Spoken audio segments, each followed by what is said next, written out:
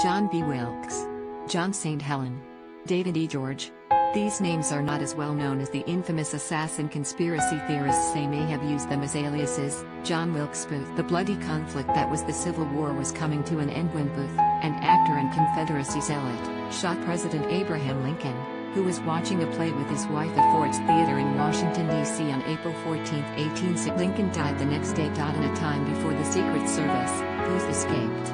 At one point, the government was offering the reward of $100,000, nearly $1.6 million in today's money, for his capture.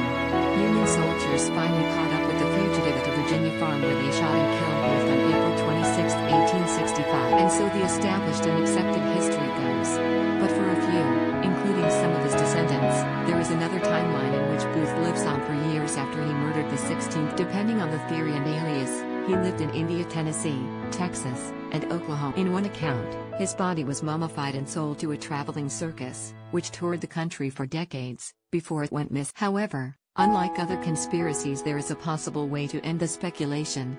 In the 1990s, distant relatives fought in court to exhume what is believed to be Booth's body at the Greenmount Cemetery in Baltimore, Maryland, but the judge ruled against. Still, there remains another round. Extract DNA from a spinal cord piece that was removed during Booth's autopsy and compare it to his brother's. Edwin, according to a book recently out in paperback, The 10 Greatest Conspiracies of All Time, Decoding History's Unsolved Mysteries, by Brad Meltzer. With prolific author Brad Meltzer knows conspiracies.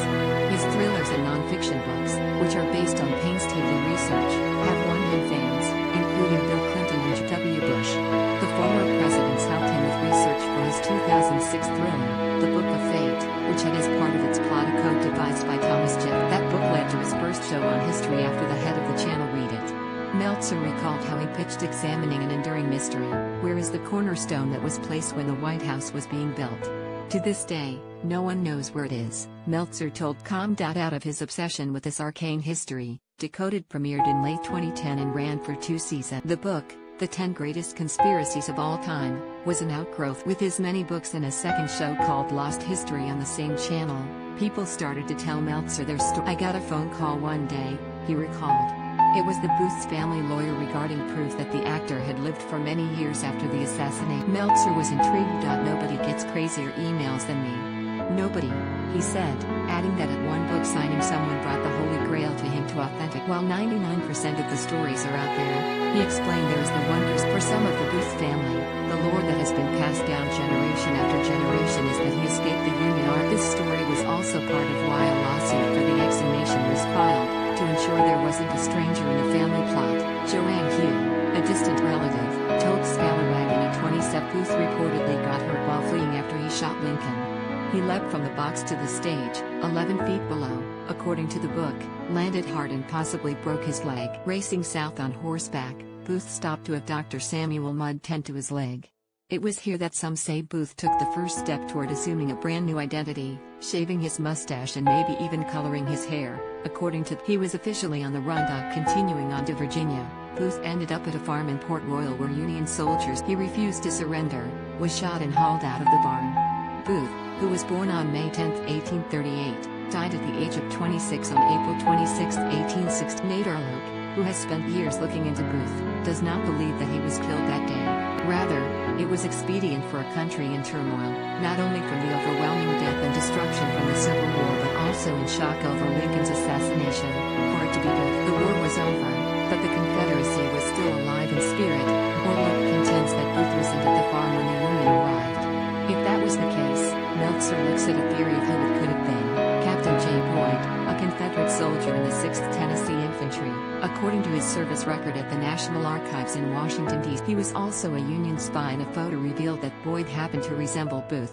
According to after Booth died, his body was taken to the USS Montauk and an autopsy was performed. The only photograph that was taken has since disappeared. During the procedure, the cervical vertebrae and a small section of his spinal cord were removed. Meltzer. The spinal cord is currently housed at the National Museum of Health and Medicine, and Meltzer examines the speculation of how Booth supposedly lived after these. In one account, the actor stole the identity of an Englishman, John B. Wilkes, that he once met, according to Chuck Repair, a Booth. Under the guise of Wilkes, Booth traveled to India where he lived until he died in 1880. After Wilkes' death, there was a will that included Booth's wife.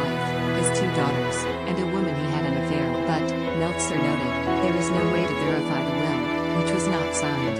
Another theory is that Booth, as John Helen, was living in Franklin County, Tennessee at one point. He then married Louisa Payne, who forced the former actor to use his real name once she found out about the signature of a John W. Booth is seen on the county's marriage register on February 24, 1872. According to Juanita Keel said that her grandmother's sister married Booth and recounted the story. She explained why. "Well, at my age, I've decided everybody's dead that mattered, you know, that would have been hurt by it, so the marriage to Louisa Payne didn't work out and he then went to Grand. Local legend has St. Helen as a hot-tempered bartender who knew Shakespeare by heart. According to Scalawag Feed, the article cites the Granbury's Hood County News about St. Helen, who acquired a reputation for being more cultured than the average. St. Helen was on his deathbed when he supposedly confessed to his real identity to his friend, Finis Bates, according to the book. But he didn't die. Instead, he assumed a new identity, David E. George, and moved to Enid, Oklahoma. The David E. George part is one of the wildest parts of the story.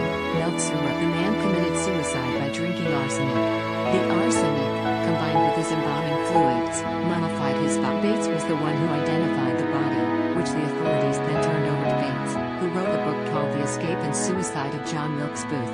Tried to sell the mummified body, but it ended up in his garage. A traveling circus bought it after Bates' death in 1923 before it disappeared sometime in the 1970s, according to. In the 1990s, some of the Booth's distant relatives tried to get his body exhumed, but the judge sided with. Meltzer explained that it is believed there are 3 babies buried in the same grave and there was a concern they would. Meltzer wrote, "So until we force the hands of the powers that be and test that DNA, we'll never know for sure whether John Wilkes Booth died in 1865